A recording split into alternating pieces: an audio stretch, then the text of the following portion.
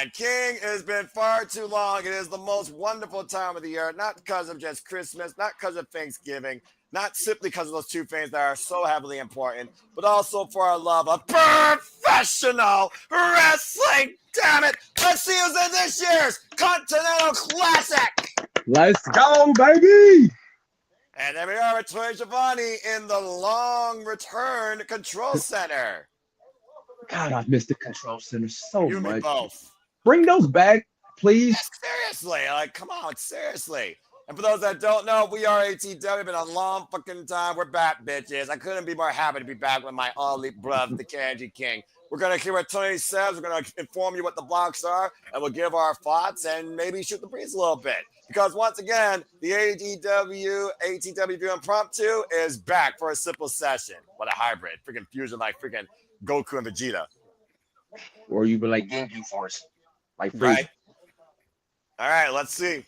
Of course, we know the Continental Classic, like you said, King, is the third time around. It culminates at World's End. As we saw last year in 2024, the AEW Continental Championship was defined by the All-Elite Bruv, Will Ospreay and Kyle Fletcher, and Ricochet and Kazuchika Okada. And we saw how far Will Ospreay was willing to go against somebody that literally was in his shadow, for being perfectly honest. As Will Ospreay beat Kyle Fletcher and moved one step closer. Of course, we also saw Ricochet and Kazuchika Okada for the first time ever one-on-one ball.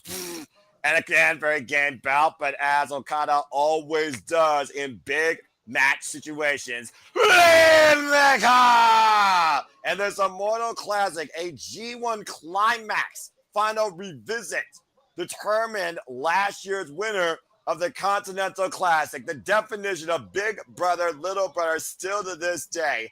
How Okada gets out of the Stormbreaker still baffles me, as Okada punched his ticket to his 5th round-robin tournament win, tying Mr. August himself, Masahiro Chono.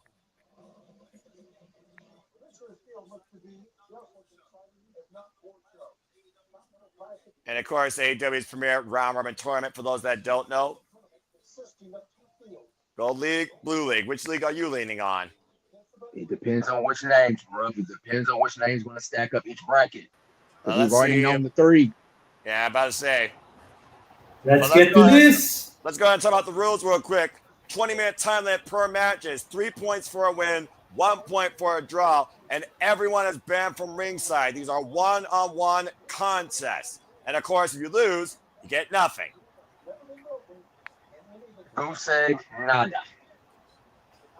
We've seen people almost go butt kiss during this tournament.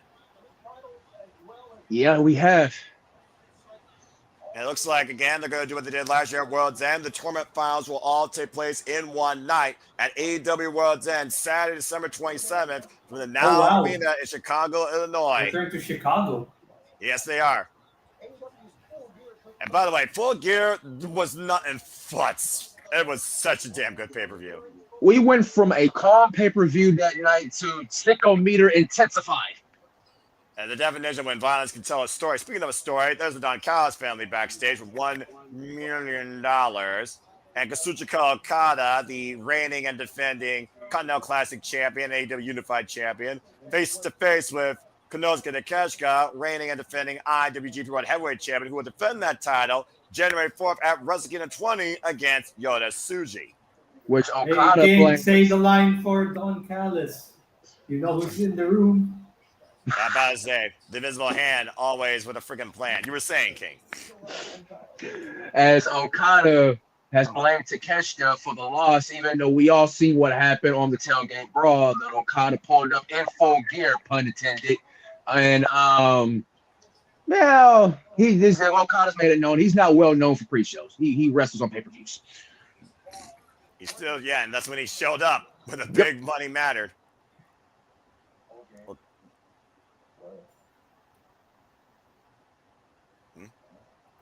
Tensions are rising high between Okada and Takeshita. If they are in the same, if they somehow end up facing each other in this tournament, we're gonna lose our shit. Imagine like Takeshita winning it all, just But like imagine G1. if that third person right there, that's a proto star who used to be a TNT champion, enters in the same bracket with those two. Imagine that. Well, keep in mind, King and Lex, Kyle Fletcher does have a pinfall victory over the Rainmaker during Yep. last year's Continental Classic. On And Collision. ironically enough, it was right in my stomping grounds, Columbus, Ohio, at GalaxyCon, which unfortunately I will not be going to. But I am extremely happy to know that this year I am covering the Continental Classic live and in full. Have fun. Yeah, it's gonna be a banger. I'm looking forward to this journey, bitch. And of course, as you said, King, our first participants was announced during that segment. Kyle Fletcher, Kazuchika Okada, and Kadoka Takeshita. That's a triple threat just waiting to happen. And I apropos that the Don Callis family, like you said, how long we could say that sentence with those three men, how apropos that three of those men are in the Continental Classic. And of course, Kyle Oh, Fletcher. here we go. All right, let's find out who we got, King. I'm going to let you take the spirit, man, because as far as I've heard your voice, who we got in the Gold League? We got in the Gold League, Darby Allin going to be representing the Gold League. Previous entrant, of course, in the Continental Classic with a victory over Will Ospreay in last year's tournament. Let's say Darby is no stranger to this Continental Classic. Like you said, him and Will Ospreay put on a classic TV weekly match that was.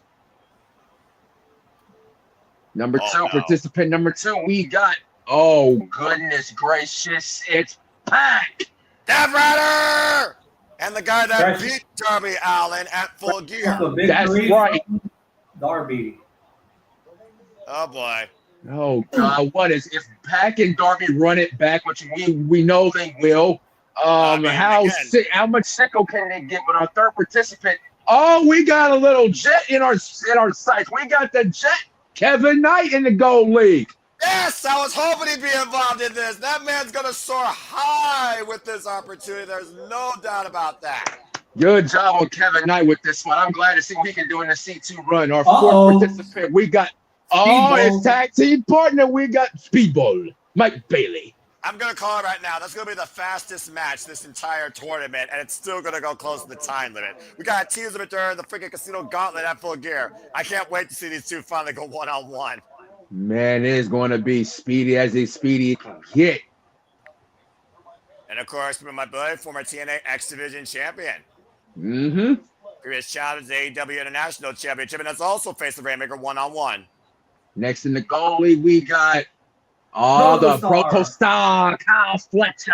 And the former, with 8 successive defenses, TNT champion, as I alluded to, who beat last year's champion during round-robin tournament action. Proto-Kata be damned. Kyle Fletcher made very well run it back with the Rainmaker once again. And Kyle Fletcher wants gold once again. And, of course, Mark Briscoe was the undoing of Kyle Fletcher's last year's Continental Classic undefeated streak. Yep. Next up in the goal, oh my God, Proto-Kata! Again. Will he get tournament win number 6 in this go around? I mean, go ahead, Noah, go ahead. I mean, you said perfectly, man. This man's been freaking reigning, defending AEW Continental Champion now for 600 plus days. And will he get tournament win number 6 in his belt? Or will Protocol, or will somebody will dethrone the Rainmaker? You know what this also real means, right? Look who's in his block. We're getting him versus Pac, Ramback, and him versus Darby Allin. That's a Gold League to be watching. Oh, wait, we got more? Oh, wait, no, we don't. That concludes the Gold League on that one, fam. All right, so there you go, folks. That is your gold block for this year's Continental Classic. Good, wow. Darby, Pac, Kevin Knight, Speedball Mike Bailey, Kyle Fletcher, Kazuchika Okada. The Blue League's going to represent the IWGP World Heavyweight Champion himself, the Alpha, Konosuke Takeshita. Previous entrant, of course, in the Continental Classic, and as I said, reigning and defending IWGP World Heavyweight Champion, who won this year's G1 Climax. So no stranger to winning round-robin tournaments, and this very well could lead, finally, to Okada versus Takeshita, as they are in opposite blocks. But he's got a lot to get for if he wants to get to the Rainmaker. Yep. Next up in the Blue League, we got the AEW ace himself, the master of Jiu-Jitsu, John Moxley. Previous entrant, of course, in the Continental Classic, four-time AEW World Champion. He said it during his exclusive. The playoffs are about to begin. John Moxley is back in the Continental Classic, and he and Takeshita are going to run back an AEW World Championship rematch of the past. And also, John Moxley is a former IWGP World Champion as well. You got to consider also, King and Lex, if anybody pinned these champions, that's got to put them in line for a title match. Uh-oh, Claudio. Another Death Rider has been spotted. Enter the Swiss Superman, Claudio Castagnoli. Previous entrant in the Continental Classic, former Ring of Honor World Champion, and we will finally see Claudio and John Moxley go one-on-one. And we've been saying it for a while when it comes to that stoic look on the man once called the Swiss Superman. I'm not sure he still fully agrees with John Moxley's philosophy. Exactly. Next up, we got, it's a freshly squeezed Blue League because here we got Orange Cassidy. Got to get up, people, what they want. Former two-time AEW International Champion with victories over John Moxley and Claudio Castagnoli. When he tries, he very well might be the wild card in this tournament. Definitely a threat to anybody in that ring. And of course, remember the international champion and the longest, most successful title defenses. About to say, you're also your favorite wrestler, Lex. Yep. Well, let's break some backs, shall we? The Messiah of the Backbreaker is here in Roderick Strong. Former AEW International Champion that beat Orange Cassidy has been at wit's end with the Death Riders with previous wins on John Moxley. We got Bonner history with Claudio Castagnoli. And to your point, one of the most dangerous, lethal technicians in that ring, the Messiah of the Backbreaker, Paragon's Roderick Strong. Next up, we got Mascara Dorada. CMLL represent. And of course, the master of the ropes that impressed everybody since AEW All Out, not alone going one-on-one with the Rainmaker and nearly pinning the Continental Champion for a chance to his unified title. Ready to douse him, ready to punch his ticket to World's End. Woo! That was the goalie. That was the Blue League. So there we have it. Konosuke Takeshita, John Moxley, Claudio Castagnoli, freshly squeezed Orange Cassidy, Roderick Strong, and Mascara Dorada versus Darby Allin, Pac, Kevin Knight, People Mike Bailey, Kyle Fletcher, and Katsuchika Okada. And of course, the AEW Continental Classic we are going to cover here in its entirety of the Super Lava Studios starts this Wednesday night with Thanksgiving Eve AEW Dynamite. And we also learned we're going to have a collision on Thanksgiving itself. Let's go ahead and take a look at the states here for the Continental Classic. Looks like we're going to Indiana. I am still somewhat annoyed that I'm not going to Ohio. It is what it is. I'm looking forward to covering this entire tournament. And winner is coming is now official. December 10th. And then December 13th, we're going to go international in Cardiff, Wales. And we got a holiday bash in Manchester in the UK. Back on the States North here in New York City from the Hammerstein Ballroom for AEW Dynamite on 34th Street, December 20th, and Christmas Collision the 21st. The gifts that keep on giving before Christmas Day arrives. And it all ends up in Chicago, Illinois, in the Now Arena at AEW World's End, Saturday, December 27th. It all leads to this. Before a new beginning, we must reach the world's end, and it concludes the Continental Classic. Oh, man.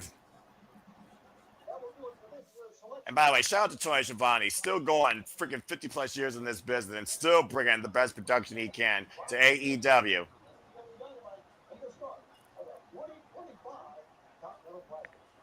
And that was the Continental Classic Selection Show. Short, brief, simple, and to the point. And all I gotta say, based on what we heard, bruvs, let's fucking go! All right. Yes, sir.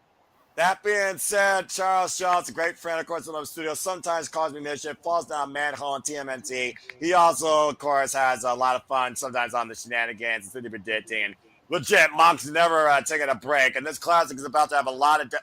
Literally, let's just put that in perspective. We got 3 Death Riders involved in this. We got a couple tag teams involved in this. We got Darby Allin, who's had a vendetta against the Death Riders. We got the reigning and defending Continental Classic champion versus IWGP World Heavyweight champion potentially, and freaking spoiler could be here. The Proto Star Kyle Fletcher, Sleeper, and Mascara Dorada, and Roderick Strong for that matter. No stranger to this type of environment. So let's go ahead and talk a little bit about the expectations on the Continental Classic. King, what do you think about this Gold League so far, and what's your most anticipated match? The Gold League has a lot. Like, when I think of Darby, Pat, Kevin, Speedball, and Fletcher, there's one word I like to give it, and that's speed. You got speed in this league. Like, and then you got the final boss literally in Okada. Beach. Exactly. And it's like, that's the one advantage that everybody had, that most of these people here have against Okada, is the speed, but it's the big matches, the big moments, how to counter that. Okada is a master at that. Like you just said, he surpassed Chono for the most tournament wins in professional wrestling history. And he's looking to go for, tied, and he's looking to break it with 6. Yeah, and again, of course, like I said, Kyle Fletcher has a pinfall win in last year's Continental Classic with Shuchika Okada. People might really face Okada at Double or Nothing for the AEW Continental Championship. Kevin Knight and Okada, I believe, had a 1-on-1 at one point after Kevin Knight was assaulted by the Hurt Syndicate, but he still hung with the Rainmaker. Pac and Okada faced each other 1-on-1 over the Continental Championship at Dynasty, and Pac was literally DDT'd almost sideways on his freaking head. And then we got freaking Darby Allin, who's never faced Kazuchika Okada. That's going to be an interesting first time matchup ever. Right? Lex, what's your thoughts on the Gold League? What's your most anticipated match? Cal Fletcher is gonna tore the house down with all opponents line up with him, and maybe Darby versus Pac, run it back in 2 psychopaths gonna kill each other in the tournament. Oh, Jesus. I mean, he's not wrong, let's be honest here. I do like the fact about Kyle Fletcher, though, because, yeah, Kyle Fletcher, once again, his streak was stopped by a person not even in this block. Before Mark Briscoe, he was pretty much perfect during that whole entire round-robin action. And you look at the resiliency of Darby Allin and the fire, the drive, and probably the vengeance, being perfectly honest here, of Kyle Fletcher. Kyle Fletcher and Darby Allin might be the most intense match of this entire block. Literally, seriously. All right. Well, that being said, I don't think we want to throw out any early predictions as far as we think is going to win the Gold League, let alone be the 2 finalists. Remember, it's going to be the top 2 that advance to World's End. And again, one of them in this block is the reigning and defending Continental Classic champion from last year. So I don't know if either of you want to throw out an early prediction who you think one of the 2 men might be, if not both. But if you want to, I dare you. I'm not. I'm a wait to see after Wednesday go. Well, after Thursday really goes before I can make any predictions. And again, we're going to have AEW Dynamite Thanksgiving Eve kick off the Continental Classic, and Collision most likely will have some follow-up action, because who doesn't love a second segment of professional wrestling, damn it, even if you're halfway in a food coma. I'm just saying. All right, well, let's go ahead and briefly talk about the Gold League. From the Gold to the Blue League, we got Knosuke Takeshita, John Moxley, Claudio Castagnoli, Freshly Squeezed Orange Cassidy, Roderick Strong, and Mascara Dorada. We saw the Beast Mortos in last year's Continental Classic, who went goose egg, I believe, during his entire run, also formerly part of CMLL. Now we got Mascara Dorada here, and I almost wonder, can Mascara Dorada go above the Beast Mortos performance when it came to awe and shock versus actual scoring? Also, of course, like we said, John Monson, the man that never rests, he's probably had a match with every damn person, I think, right now in this company, except Prime Mascara Dorada. So that might be the one unknown to the Death Rider here in this block. So, King, what's your thoughts on this block? What I see on this block is basically Death Riders And of course, two people that have their problems with the Death Riders, and Konosuke is just basically trying to just steamroll his way to get to Chicago to finally get his hands on Okada. Because when I say it like that, because I think you alluded to, Mox, you can smell the tension within the Death Riders, especially if you watch the aftermath of the interview after Full Gear with the whole Death Riders, and you seen how everybody was looking from Claudio to Daniel to Wheeler to Marina. It's a pack. They're starting not to believe in John Mox's philosophy and his leadership. And it's mostly the Death Riders been carrying most of the weight without its leader. And it's mostly Claudio that's been doing the most of the hard work. So whenever it comes to that time when John and Claudio square up one-on-one, yeah, I'm feeling Claudio's rage may let off on Moxie to let him know who's the real leader of the Death Riders and who can run this shit better than you. And of course, there's Orange Cassidy and Roderick Strong. There's a brief history there. Roderick was the one that defeated Orange Cassidy and took the AEW International Championship off of him after Orange Cassidy's first reign. So of course, Roderick still, in a way, is not part of the conglomeration in a way, but it's more so iffy. So I can see them going them two going at it. And of course, like you said, I think Dorada's my wild card in this blue league. It's my wild card. All right. Well, that's fair. Fair outlook here. Lex, anything you want to add regarding the Blue League here? And that being said, I'll also go back to Cam to ask you this question. What's probably your most anticipated match out of this field here for the Continental Classic? For me, it's going to be John Moxley versus Takeshita or John Moxley versus Claudio Castagnoli because, like King said, the storyline of the Death Riders tensions are running high between members, and you could see by the look of Claudio to John Moxley like something's not right. Mox, you better run, Mox.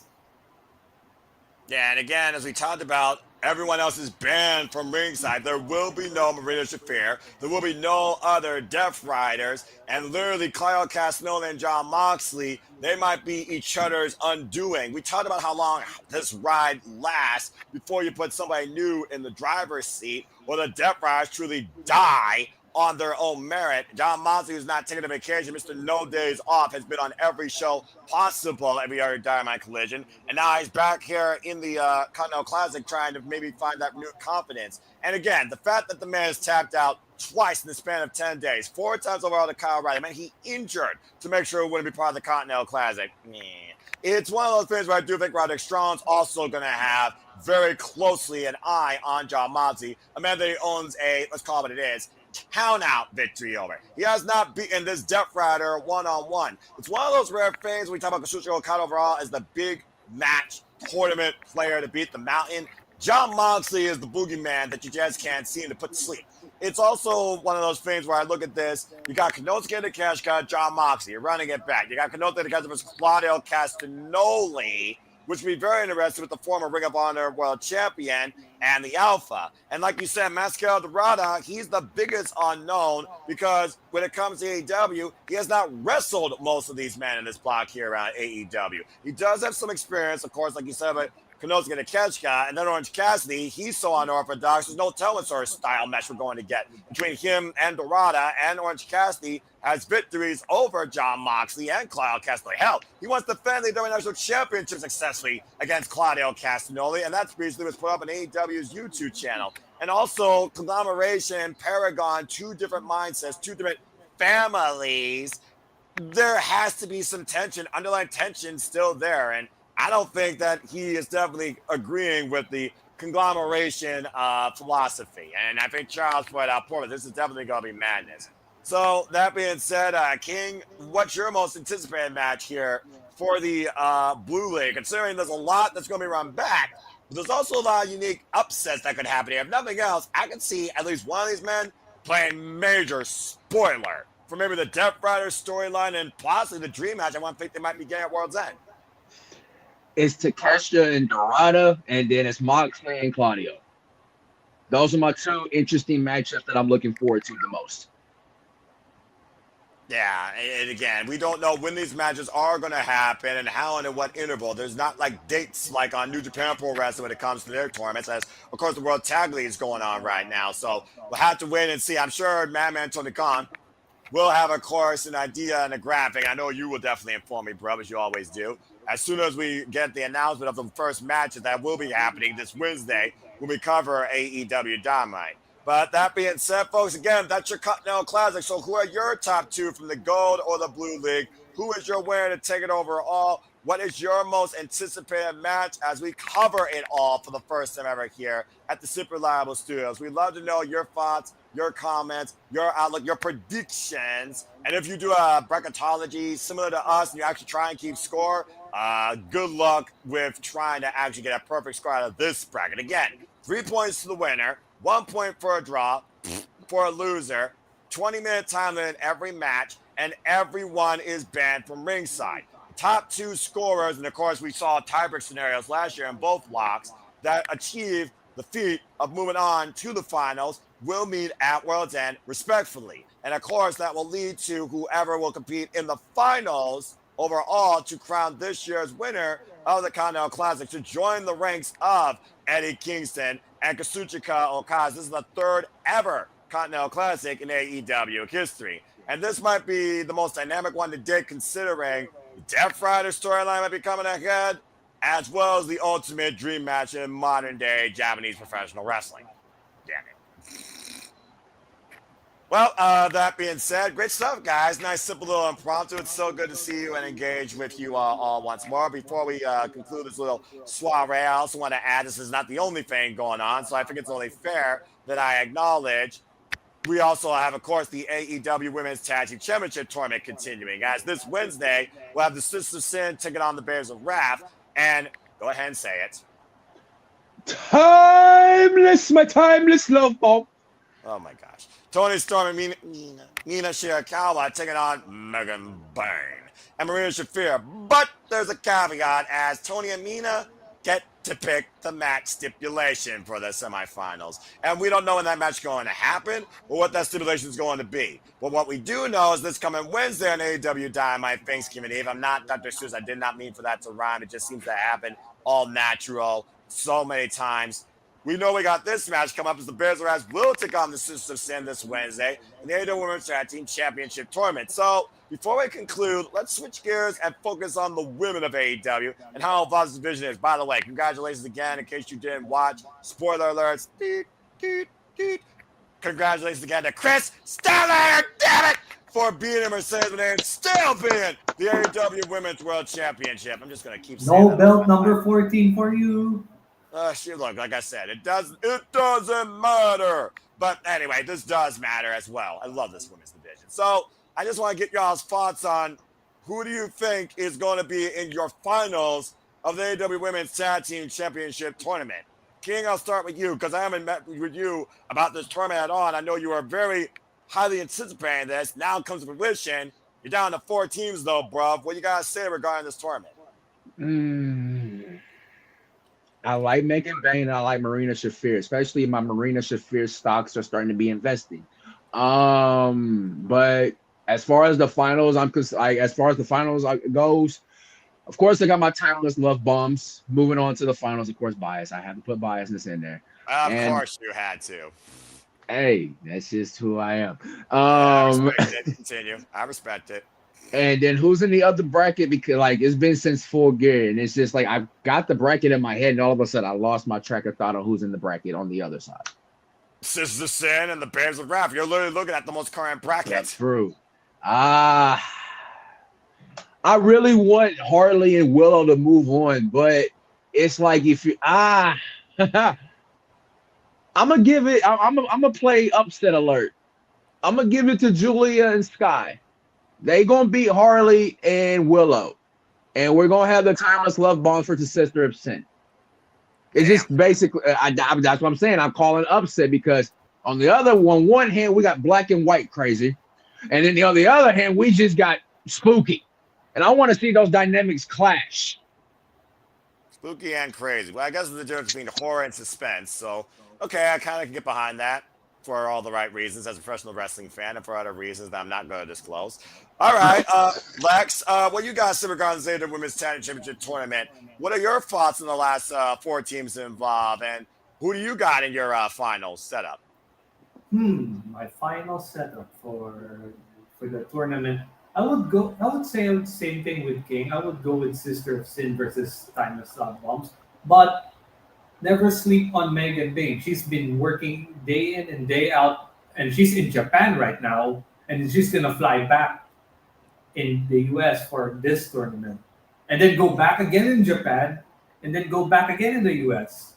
That schedule is not to be sneezed at. No, not at all. What a workhorse. She's the workhorse woman of this year. Don't at me. Bottom line. And of course, her as the skyscrapers with Hanako in Stardom right now. I'm just waiting for a freaking Mega Bane and Bozilla to run it back one-on-one in a Stardom ring. That GCW match was like, I wish it went on longer, but if it goes in Stardom, man, yeah, that's a 5-star for me. They're calling it now, the Stardom Dream Kingdom at the end of the year, which I may cover or not, haven't decided.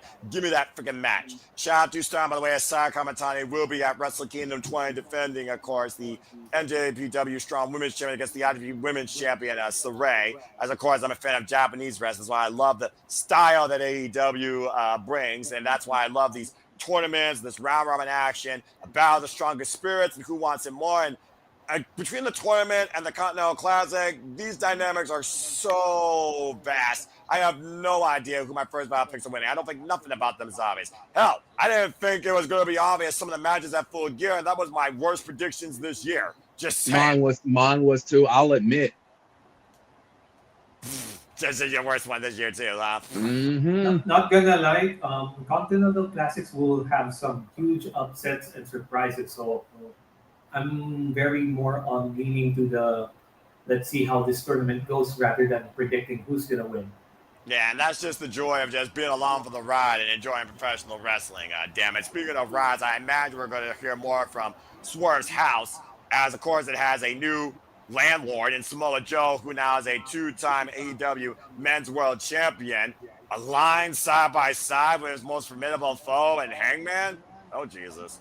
And of course, we know we have brand new AEW Tag Team Champions, FTR, the best tag team in the modern era, for being perfectly honest here. Now 3-time AEW Tag Team Champions. God wonder what's going to be next for them. We have a brand new inaugural AEW National Champion in Ricochet. So we'll have to see what he demands now that he holds that gold, and who will try and up Scotland away from him. Again, Bobby Lashley, Sheldon Benjamin, not in the Continental Classic, which really surprised me this year, especially with Sheldon Benjamin last year. So it's free range as far as what they do. And of course, we know, like I said, stats to where it's at. Stat daddy for life. Damn it. We'll see what women's willing to step up towards the AEW Women's World Champion. As again, AEW really pushed a reset button, I feel like, now on what direction this roster is going and what the hell begins after World's End, besides the Continental Classic and probably a Family Feud not hosted by Steve Harvey. But either way, I am looking extremely forward towards, once again, this ridiculously awesome round-robin tournament. And I hope that you all are too, as again, we are covering the entire tournament in full. We also will be covering Winter is Coming, Holiday Bash, Christmas Collision, AEW Dynamite on 34th Street, and Ring of Honor Final Battle, which will have Athena defending the Ring of Honor Women's World Championship against Persephone, the Black Widow, winner of this year's CMLL Grand Prix. Control yourself, Rob. We also will see the crowning of the inaugural Ring of Honor Women's Pure Champion. That's the Deonna Purrazzo's still in it, and Billy Starks is too. I think Billy Starks just set herself up on Ring of Honor, though, to get her arm ripped off, and I don't blame her. I need Deeb and Virtuoso as my finals, though, damn it. And, of course, we have so much more coming up here, some other studios and out of AEW, ROH, and all other things, wrestling and Japanese wrestling, too. So before we conclude with this simple, very simple regathering for the Impromptu, King, any further thoughts you want to add regarding anything in all things wrestling? I'm going to go back to what you said about Statlander and Monet at Full Gear, then I'll close it out with that, and I'll do the plugs. Yeah, sure. Y'all, and that is the story now, if y'all ain't clear, is basically what Chris said on Dynamite Collision on Wednesday. Focus. That was the biggest takeaway. And y'all wonder why Mercedes is 0-2. focused. She was not mentally focused on winning the AEW Women's World Championship. She talked about it in the match when she said, I'm 13 belts Monet. She hit the 14 amigos thinking ahead of herself, thinking that she was going to have the AEW Women's World Championship as her 14th title. And of course, cockiness got in the way. Statlander beat Monet. Unless Monet drops them 13 belts, she's not mentally focused on the big prize yet. But y'all can follow me at AMT Roman numeral 23 at 23 on the X on Instagram, but the dot after the 23. There you go. And if Monday nights work out, you want to hear more of us finally getting together impromptu, I think this might become a little bit of a more reoccurring event because, again, far too long chatting simply with YouTube bros. For we are ATW for life. Shout out to the rest of the W fam, including unlimited to the bearer of all things news, Eric Brown, Draco, Josh, our queen across the pond, Megan Chibba, Mara Jade, who's kicking ass, taking names, and ripping limbs all across the UK and Europe for that matter. So keep on fighting, champ. I look forward to one day re-engage with you once again, maybe in a non-confrontational verbal oh, who the fuck am I kidding? That's the whole reason. That's the whole reason why we're family in the first place, right? Right. Never forget the nuclear meltdown of 2020. There's some stuff meant to be forgotten, and that is borderline, but that's a different conversation for another. I might have to go back and watch the funny moments of you two when y'all went at it from 2020. I might have to go back and watch that just for old time's sake. It's somewhere in the ATW playlist. I show you right Man, there. I can't believe it. ATW is 6 years already. Hey, man.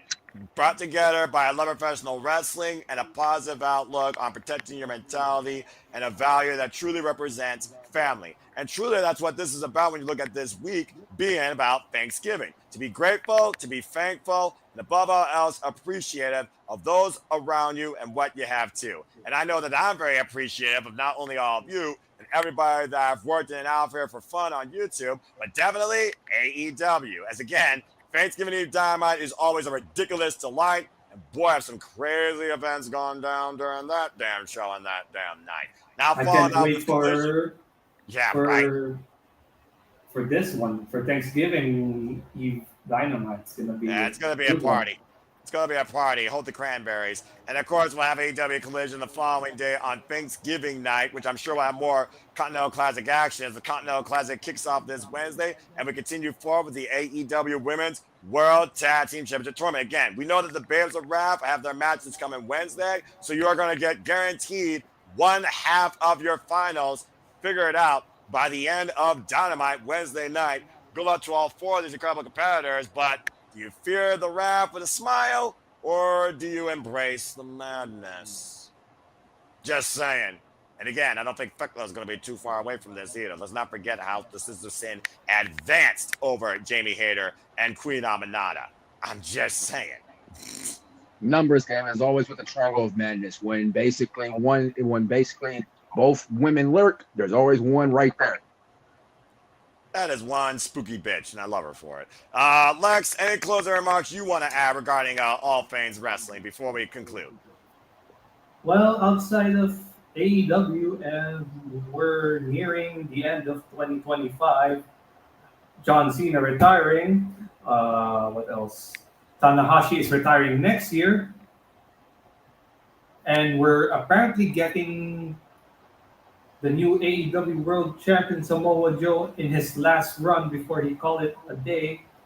AJ Styles retiring as well, and damn, we're approaching a new era of pro wrestling, and new stars are coming, and the old ones are passing the torch. It's about that time. We need a generational shift in this business, particularly in one company, but I'll leave that to other opinions, just saying. But I will say this, because that is a nice thing, because we go impromptu sometimes, we go longer than expected. You think about Nana Takahashi from Marigold retired. You think about the final boss, Michael Satomura, Sendai Girls founder, who's retired. Still a massive, of course, proponent of leading women's wrestling, of course, and leading that promotion. As, of course, we saw her champion involved against Suya Yamako at the Marigold show. I highly encourage you all to go and check that out. And, of course, Mayuri Tani and Io Sky Thunderstruck, of course, finally faced off one-on-one since 2018. What an incredible moment for the former leader of Queen's Quest that founded Queen's Quest in Stardom, and of course the icon of Stardom, and of course Saya Kamatani, the woman of the professional wrestling business, in my opinion, current World of Stardom champion, 900 strong women's champion, headed to the Tokyo Dome January 4th, as this nightmare that's been going on since last year's Dream Queendom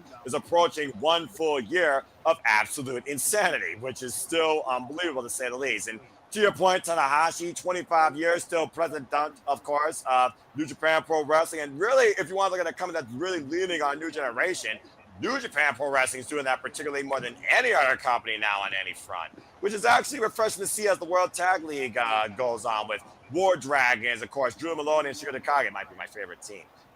Gabe Kidd and, of course, his tag mate. Of course, we've seen Hiromu Takahashi and Gabe. It's been a weird paradigm shift, honestly, in professional wrestling across the board. And I'm curious to see what unfolds, what develops, for the good, the bad, the indifferent, the happy, the sad, where we feel something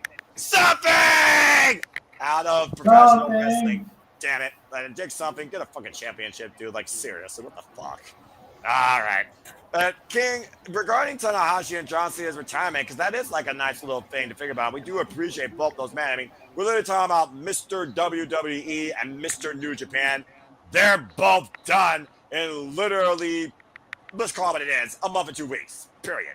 Anything you want to say regarding that, the fact that we're not going to see these two back inside the respective wrestling rings as competitors ever again? And that is weird to even think about, because I grew up on Cena. Like, we've all grown up on Cena. We've all grown up watching Tanahashi too. And it's basically two loyal legends due to their respective companies have been loyal to that company for so many years in their respective careers. And then all of a sudden, within a month and 2 weeks, we ain't gonna see him in the in-ring capacity no more. Like, still gonna be so weird to be like, one more match, and you're like, no, it's not gonna happen because you're done. You're tired. You're loyal to y'all's words and everything else in between. It's just gonna be so weird. And then not to follow up, there's also, and I don't want to bring this up too, but the Bucks and Kenny have been talking retirement as of late too. So let's not forget about that. And yeah, and Kenny's been getting a lot like getting asked a lot about retirement this, retirement that. And I keep saying, I said this on Twitter, I think a few months back. I said, get ready, folks. That post-elite era is coming to where we're not going to have no more Cleaner and no more Bucks. It's basically, it's going to have Hangman Last Standing. Exactly. You're going to have Hangman, Swerve, Ospreay. You got Ricochet, MJF. you got MJF, you got Kevin Knight, you got Speedball, you got so many other talent. You got Juice, you got Jay White, you got Okada, you got Fletcher, you got Briscoe. We can keep going all night if we want to, but there's stars there to be ready for, and that are ready to basically carry that torch to move on to the next era when this post-elite era happens. Yeah, and in the other company, I look at either Dragunov, I look at Braun Breaker, I look at Shoruka, I look at Darlene General, Walter. And again, you're definitely right there. It does feel like that we still have a lot of youth and promise going all the way down to Izzy Moreno, God bless her, to really lead professional wrestling forward. It's a beautiful thing to see, and thankfully know that it's very much still a thing. As I don't think wrestling is dying by any means, but we do need a changing of the guard across the landscapes. And it does feel like we're finally getting that. Like you said, Samoa Joe's second run now. And who knows how long this is going to go, as he literally saw his undoing arrive at Full Gear, which of course was for Strickland at Dynasty last year. But yeah, Hiroshi Tanahashi, who I followed literally since he was U30 champion, the original design and purpose of the freaking never overweight championship, retiring next year against his greatest rival of the modern era, Kazuchika Okada. It's insane to think about. And John Cena, I mean, right now we got Finn Balor, Penta Asil Miero, the Ring General Walter, and freaking Carmelo Hayes. That's quite a field to be the final opponent for the GOAT of WWE. But at the end of the day, if it's not the Ring General Walter, I really am not going to give a fuck. I really want that match. I need that match in my life. I need it. Spoiler alert, folks. In 3, 2, 1. Gunther defeated Carmelo Hayes in the last now tournament. I've seen that on Twitter. Yes! I mean, all right. Well, hey, you know what? Him, like you said, huge upside. He's got a lot of promise. Just gotta get out of the Miz vortex. All right, just saying. I'm just saying, I'm just calling facts here. It's like how Death Rebel still fucking sucks, and I still believe, of course, in. Stop me when I'm telling lies, bro. I mean, I'm just saying.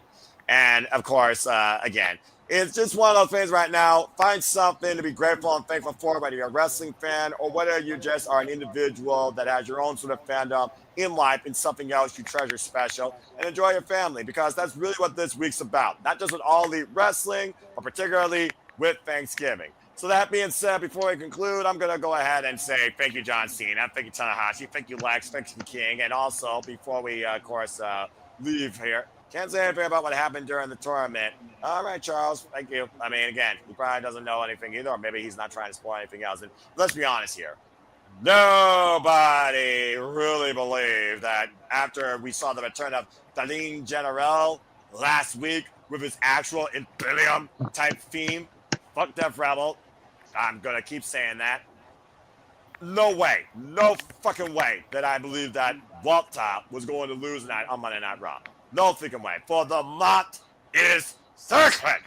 And I always will believe that. Anyway, as I was saying, before we conclude, I just want to say thank you. And I'm grateful for wrestling. I'm grateful for my family here, church, the Simone Studios, and of course, more importantly, the OG of the internet, as far as I'm concerned, our family, the ATW family. Before we leave everybody here, King, what are you most grateful for as we look towards Thanksgiving overall? What's a couple things that you're thankful for right now? Thankful for my family as always. I'm thankful for always to see another day in life. Thankful for my ATW family to be reunited with you guys after a long hiatus. It has been a while. Okay, Stan, calm down. But I'm always thankful to see another day. Always.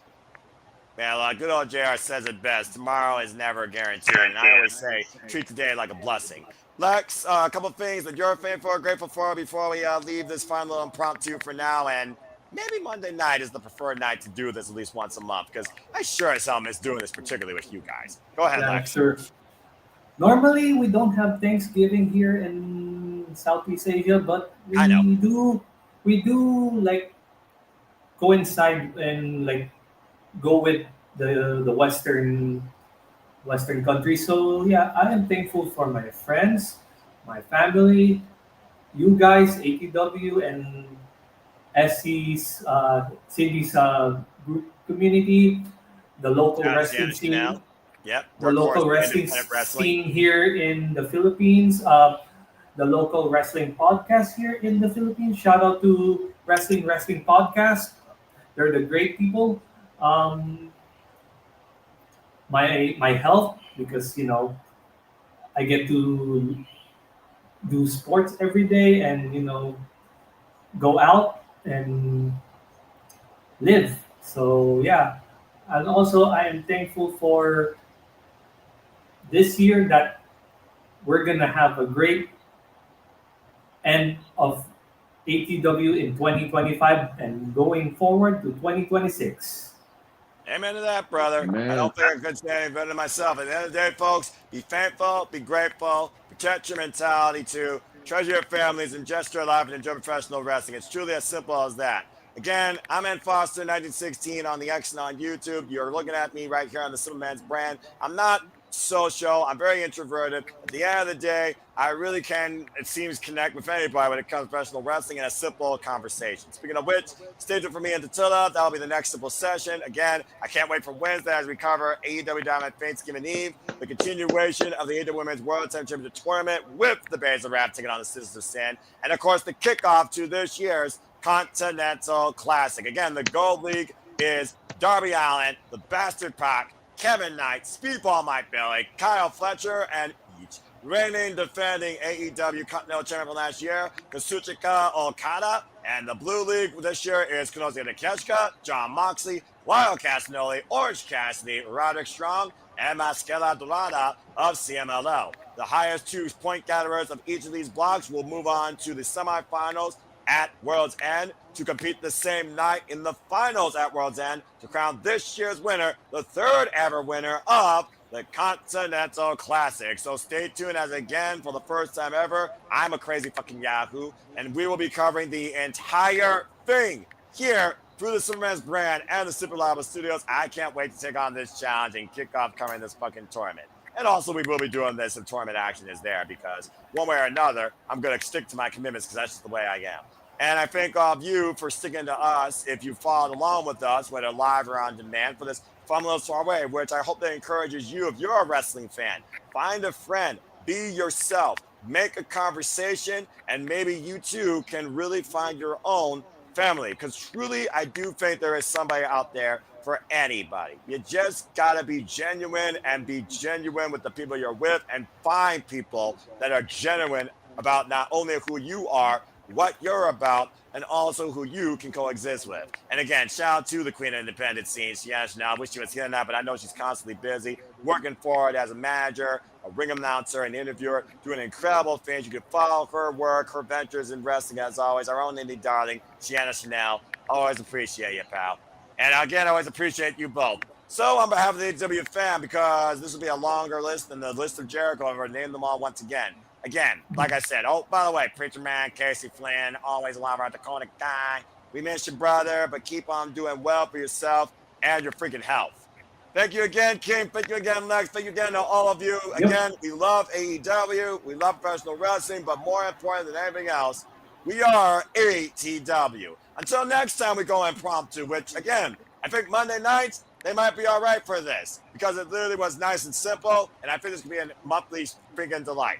Make a positive impact in life. Happy Thanksgiving to all of you and your families in advance. And until next time, have a blessed and wonderful good night. And let's get fucking ready to enjoy this year's Continental Classic. Woo! Let's fucking go! Yes! I'm so damn ready for this shit. Let's fucking go! Oh, man, I love professional wrestling. Man, I never stopped loving this shit. Never. Damn right. Yep. Yeet. Joe Hendry.